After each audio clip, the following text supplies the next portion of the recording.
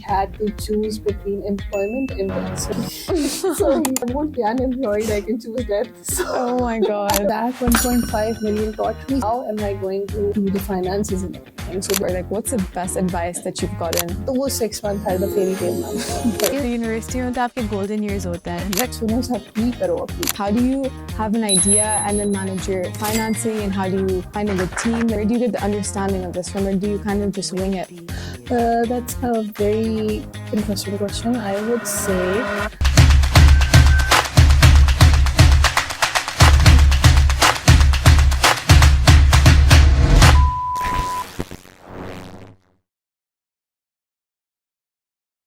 Assalamu alaikum everyone, welcome to the AdVentures podcast, your one-stop shop for everything startup and entrepreneurship related. I'm your host Sarah Faruqi, and in today's episode we're talking about health tech startups. Our lovely guest today is Aiman Khan, who is the founder of SLOSH AI Solutions. So Assalamu alaikum Aiman, thank you so much for coming on to the show. I'm very excited to talk to you today. तो पहली बात है, can you tell us a little bit about what is SLOSH AI and how did you become a founder that you are today? Basically, SLOSH AI Solutions is a company that is working in artificial intelligence and radiology. So basically, it's something that is developed. We are developing tools for the radiologists and doctors. And the vision behind it was that I lost a very close family member in the fight of cancer. We started this company in the memory of her. So basically, we are working in diagnosing and developing different tools to detect different diseases on brain scans, chest x-rays, lung scans and all that. So Aiman, I think it's great that you're making waves in the health tech industry in Pakistan. Just a small startup like this can really scale up and, you know, make a really big impact in Pakistan's infrastructure, which we very necessarily need.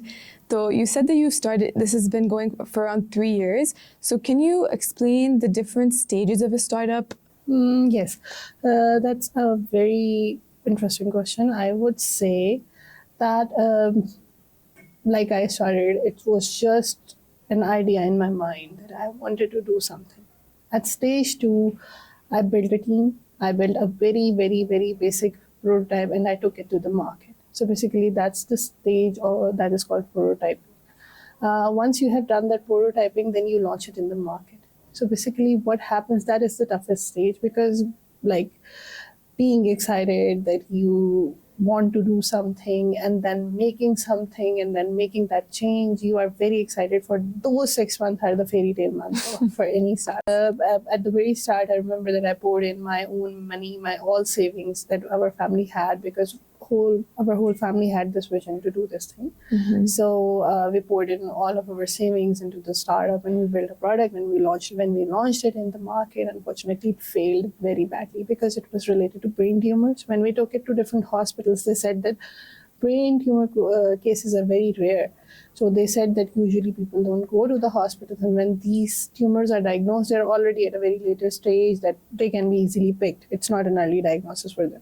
So that was, you can say that it was a failure for me. So I restarted with another product and I built 2 to 3 solutions. And then I launched each and everything in the market. And then I realized that there is another thing, that if you take one product, the hospital will ask for another product. Mm-hmm. So that is basically called the market research and market fit in that stage.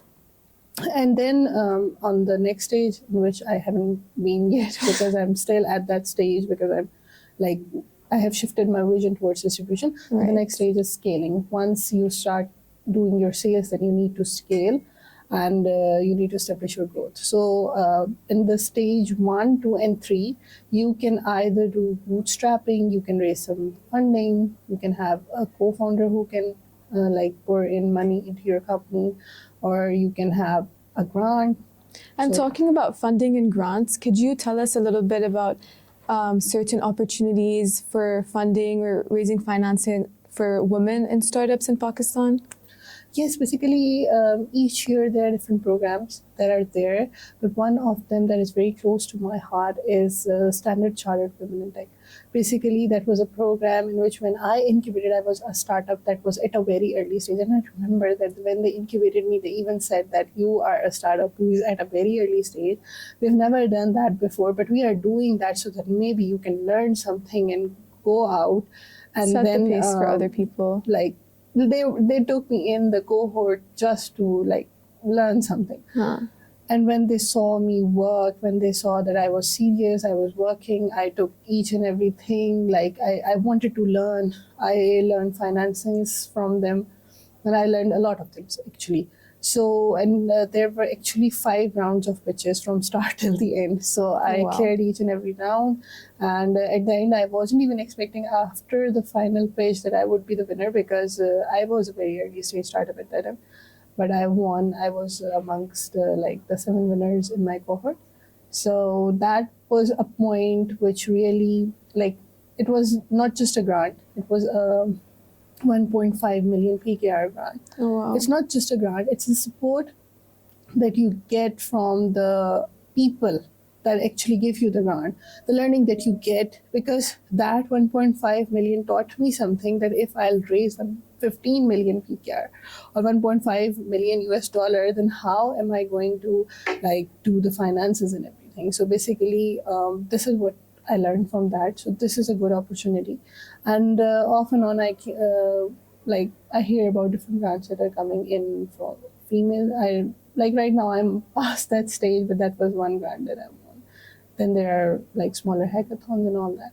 Well, so you talked about how Standard Chartered opportunity taught you a little bit about financing. So usually when people have an idea for a startup, they don't have like the resources to like outsource, you know, all of their tasks and delegate them to other people. You kind of have to learn things yourself, if from my experience and understanding.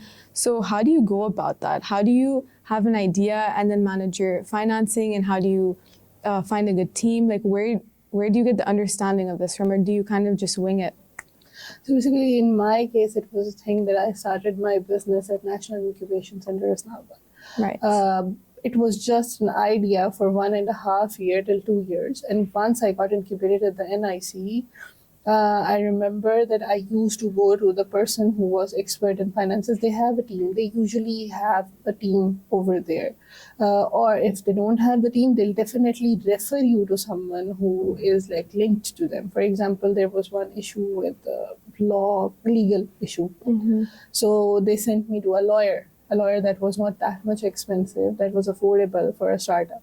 Then there was this issue that I was designing finances for this drill. That was a drill that was happening in Standard Chartered, and I went to NIC and I said that I don't know anything about finances and I'm very bad with Excel actually. So they actually referred me to the people who were handling the finances at the NIC. So basically, they helped me in making these finance sheets, and they told me.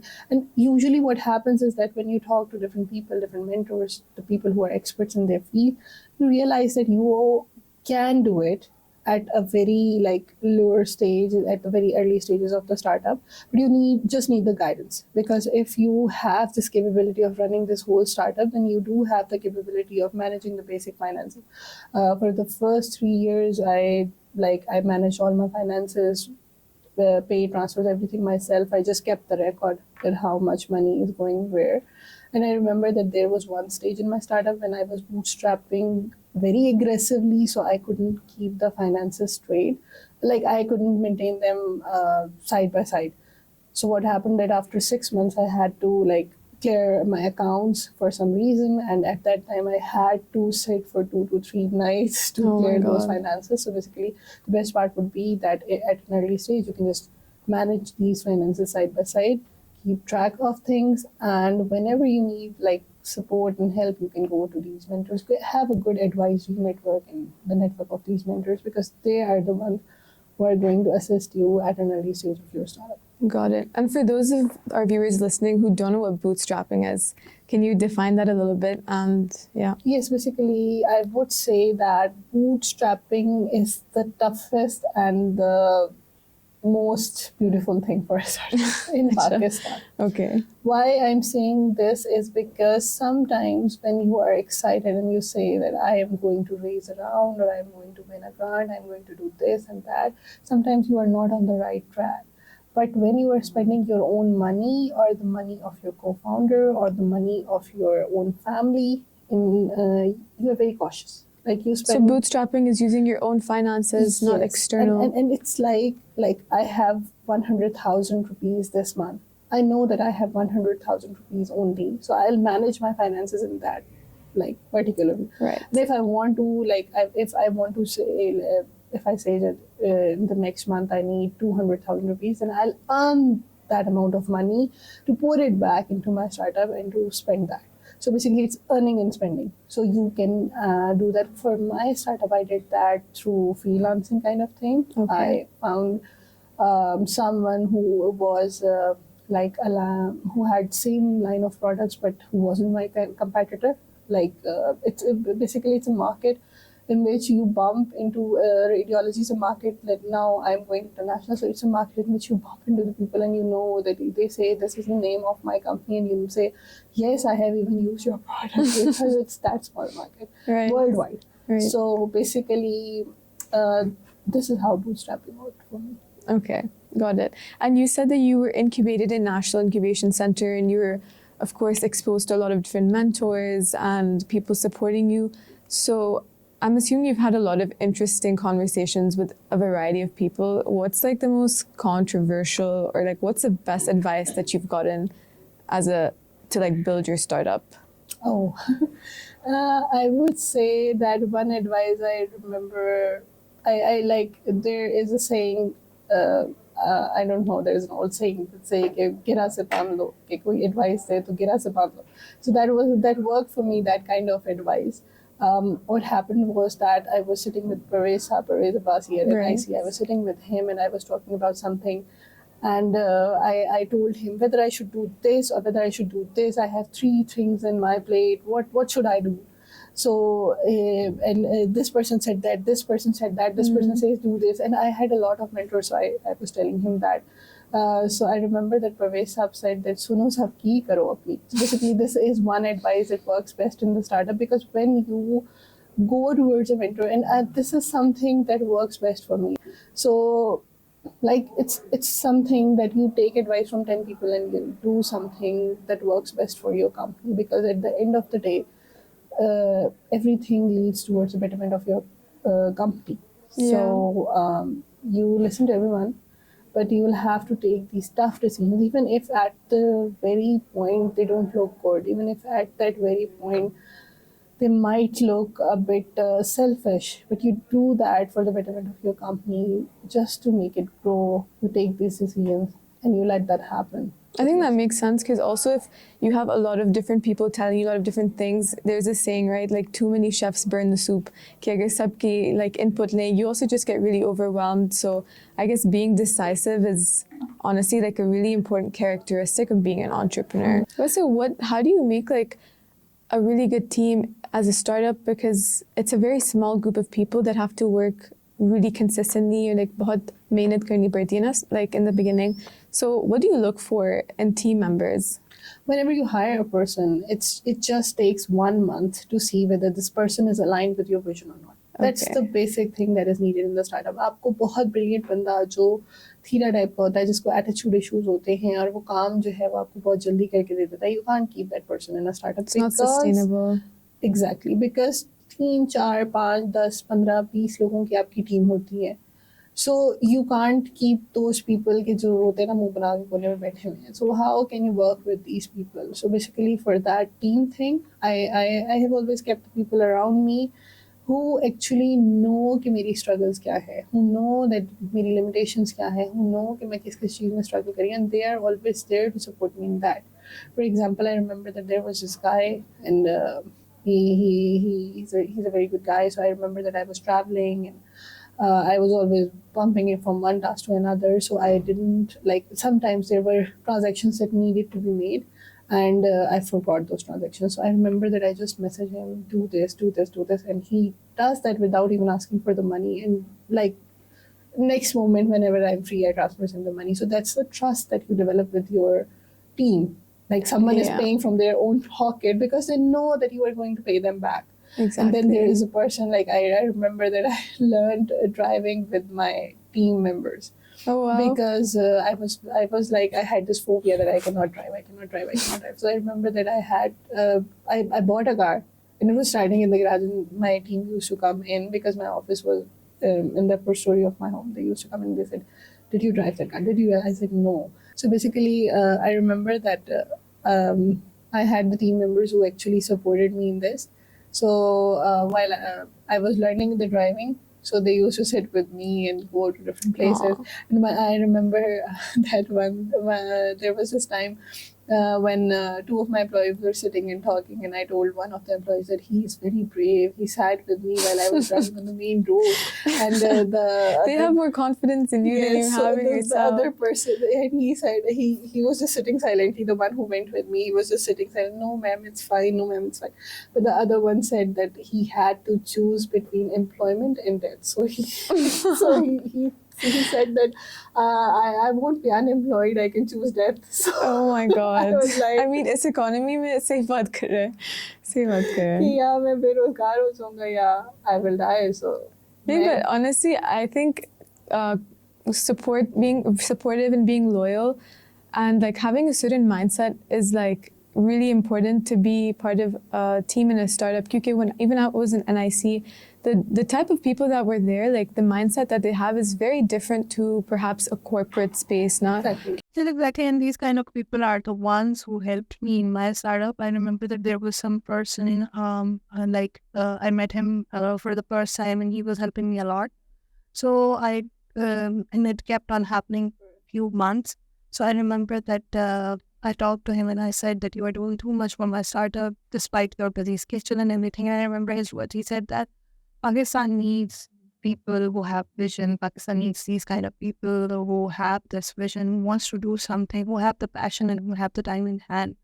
So once you build this thing, then we know that you are going to be an asset for all of us. So that is the reason that why I'm helping. So it's a vision of a mentor or anyone who is guiding you. right. And talking about Pakistan's halat, what is the scope for health tech startups or in Pakistan, do you think? Now I think कि सारी जगहों पे बुरा हाल है health take का बहुत ही बुरा हाल है. Okay. So I can say that Or maybe on a global scale, do you think it's progressing or scale पे तो आप जाएंगे तो हैरान हो जाएंगे. Recently in January, I went to Arab Health and I was like, what is happening in the world and where are we standing? Because there was this transformation zone over there. I went over there and I was shocked because in the transformation zone, only UAE region and Saudi regions were leading. So basically what was in those regions was robotic surgeries were going on. Then there were machines that were bringing robotic blood, like taking machines. It's like Okay. and then there's needles were very small, like unlike the needle, badi si needle jo hoti hai na, laga diya syringe se ki. So they had very small needles and they were getting blood out of it. And they said कि ये machines robotic, don't just take the robotic blood, but वो उसको जल्दी से analyze करके आपको report भी जल्दी दे देती है. So yeah. Then there were drones that were delivering medicine to the people, emergency medicine and all that. So, and then one interesting thing I found was that there was this machine in which if a person stands, he can get his full body scanned, or उसके अंदर उसकी कोई भी abnormality and anything is there, so that can be. So, yes, these are the things that are happening in the world, and we are still struggling to convince the doctors that yes, this AI products that we have, this is a cost that's going to be a good thing for you. Majority of the people watching this podcast, along with myself, are in our 20s. So if you could go back to your 20-year-old self, आप क्या कहना चाहेंगी कि, you know, from all of the years of experience that you have, what do you wish that you knew when you were 20 years old? So basically, हमारा जो education system है, you basically in good universities, it's like कि वो more of oriented towards the GPA. So when we study, the only thing that demotivates us with our GPAs, हम GPA के पीछे लगे रहते हैं, marks लेने हैं. And I remember कि कई दफ़ा ऐसा होता था कि पेपर में चीज़ आती भी होती थी तो आप नहीं लिख पाते थे, या आती से बाहर निकल के आती थी वो भी लिख देते. The whole thing is going to be judged on the thing that you wrote on the paper and the grades that you get at the end of the day. So basically, उस time पे जब मैं अपनी university से निकली थी, so I was very much demotivated. I remember that these were my words that I'm never going to step back into this university again, no matter what happens in my life. So I remember that when I got out of there, I took admission. I took a 3 to 4 years gap, and then I rejoined another university, about which I heard that it's an easy university to study in, and I wanted to do MS because I wanted to do a comeback actually. So I had very small kids. My younger boy was 5 months old at that time, and the other one was 2 years old, and I had to restart my university with these boys. So I went to another university, and I remember that when I restarted my education, I realized that those 4 years in which I was like Dagda गया था university में, so those 4 years were the best years of my life. उन्होंने आज मुझे वो इंसान बनाया जो मैं. A lot of people say this. Yes. कि university में तो आपके golden years होते हैं. Exactly. When I got the grades in my MS, getting grades in MS with kids and with every responsibility, it was a lot easier as compared to what I achieved in my BS. So I realized it at that time, and that gave me the confidence to start my own company. And when I started my own company, and when I like 4-5 साल हो गए हैं सारी चीज़ों में काम करते हुए, प्रोफेशनल कैरियर पर स्टार्ट किए. So I think when I look back, I would tell the 20 years old me that you can start this now. You can do this now. You have everything you need to do this. It's not like you don't have the potential or your GPA defines you. So basically that happens कि आपकी GPA की वजह से आप बहुत demotivate हो जाती है. यार मैं तो कुछ नहीं कर सकता, मुझे कोई जॉब नहीं मिलेगी. You don't even apply for a job. कि मैं नहीं करता, मैं यहाँ नहीं अप्लाई करता, मैं वहाँ नहीं अप्लाई करता. You get demotivated. आप कहीं किसी से बात करते हुए परेशान होते हो कि यार मैं अपनी GPA लेकर जाऊँगा. So what is going to be me? But in these 3 years I learned कि if you have a vision and you know like अब आप struggle करेंगे, आप hard work करेंगे, आप मेहनत करेंगे, तो it's like कि आप you're going to be successful. So yes, that's something that we're and one thing that I would tell कि आजकल के बच्चों को कि consistency is another thing. Consistency is key. Consistency is key. Because there will be days when you will be crying your eyes out कि क्या कर दिया, किस चीज़ में हाथ डाल दिया था, career is not for me, maybe this thing is not for me, maybe I've stepped into the wrong thing. But just like अल्लाह के ऊपर यकीन रखें, और जो चीज़ में आपको डाला गया है, that thing was meant for you, that thing was supposed to be there. मैं तो अपने स्टार्टअप के बारे में ये कहती हूँ that whatever happened to my startup, it happened at the right time, and if it didn't happen, तो आज जहाँ मेरा स्टार्टअप है वहाँ ना होता. So it's just a piece of puzzles that are aligned for you. अल्लाह ताला ने align किए हुए होते हैं, and they just come together when you enter into the professional life. So whatever is meant to happen will happen. Exactly. Focus on things that are in your control. जो भी मुझे mentors ने कहा है मेरे सब कान में यही आ रहा है अभी. But yeah, okay, that was a really insightful conversation about health tech startups, Aiman. Thank you so much for your time. I had a great time. And thank you so much for tuning in. You can watch the rest of our episodes on YouTube, subscribe to our YouTube channel and our Instagram. Thank you so much, and we'll see you next time.